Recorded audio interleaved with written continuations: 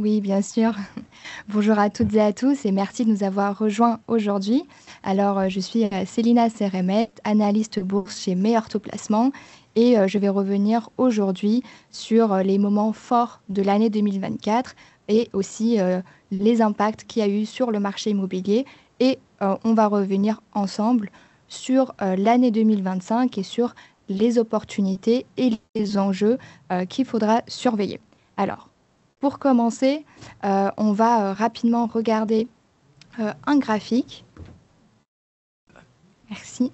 Dans ce graphique, on a la courbe de l'inflation qui est représentée en bleu. Vous n'êtes pas sans savoir que depuis 2022 jusqu'à 2024, le secteur de l'immobilier a traversé une période assez complexe, marquée par un facteur dominant qui sont les taux d'intérêt. Ici, les taux d'intérêt sont représentés avec la courbe blanche. Comme vous pouvez le voir, en 2022, l'inflation a atteint un pic de plus de 10%.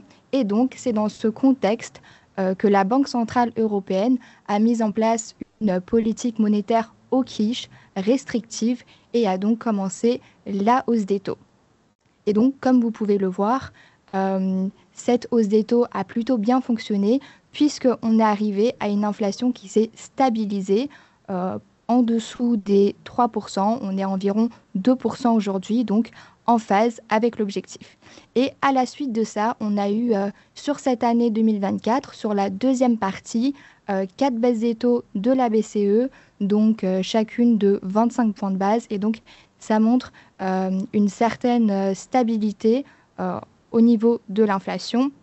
Et donc, c'est un élément qu'on va suivre en 2025. Pour autant, les hausses des taux d'intérêt ont eu un impact considérable sur le marché de l'immobilier. Ils ont freiné l'accès au crédit immobilier pour de nombreux ménages et investisseurs.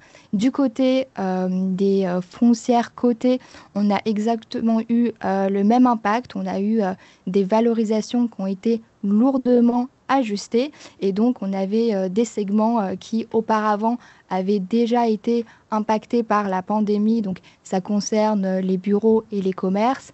Ils se sont retrouvés encore plus contraints que jamais avec des taux de financement qui ont été assez coûteux. Et donc à cela s'ajoute aussi le fait que les investisseurs ont également redirigé leurs capitaux vers des actifs à rendement plus stable, comme par exemple les dettes privées ou les obligations. Et donc tous ces éléments combinés ont fait de l'année 2024 une année d'ajustement considérable et structurel sur le marché de l'immobilier. Alors, si l'année 2024 a été plus une année de tension sur les marchés immobiliers, 2025 pourrait bien représenter la stabilisation. Et encore, pour cela, il faudra bien comprendre les enjeux de cette année. Et donc, on va regarder dans un premier temps l'inflation, puisque c'est l'élément le plus important. Et donc, l'inflation aura une grande responsabilité dans la baisse des taux, puisque si celle-ci arrive à être maîtrisée, on aura une stabilisation, voire une amélioration.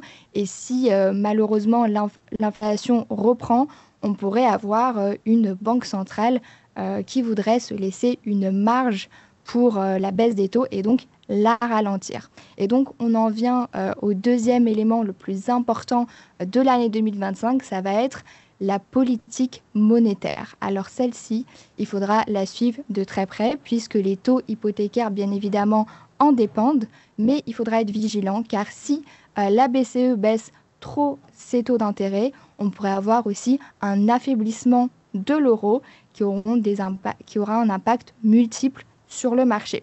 Dans un premier temps, on aura une réduction de l'attractivité des actifs européens, si ça a lieu, et aussi une hausse des coûts des matériaux importés qui pourra aussi impacter notre marché. Et donc, autre élément incontournable de 2025, ça va être le concept des taux réels qu'il faudra suivre de très près.